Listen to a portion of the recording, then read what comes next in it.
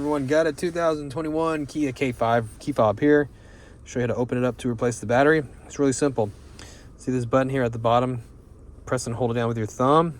Push it in, hold it, pull out the emergency key. See how the remote has an emblem on one side? We need this facing down, and we're gonna look at the bottom of the remote here. Now you see this tab that's in the center of it? It should be sticking out.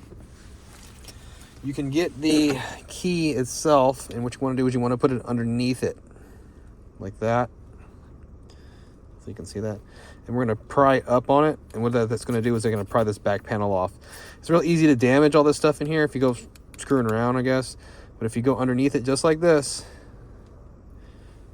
pry up on it, it will lift it right up without breaking anything. Okay, you can see how it has like a little foot, this little tab. On the back of the remote here is where the battery is located, okay? You can just pull it out with your nail, or you can use the key. I'll flip it over, show you what size the battery is. Battery size is gonna be CR2032. Positive sign is facing down in the back cover. So when you get your new one, you just lock it in there like that. If you need one, there's a link in the description box for Amazon with the correct battery size and everything in there. If you need it, check it out, click it. It's in the description. All right, so you get your back cover, put it on the top first and work your way down. Click it all together like that.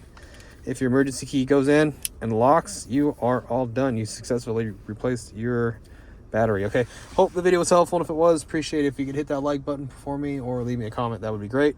And hope to see you in another video.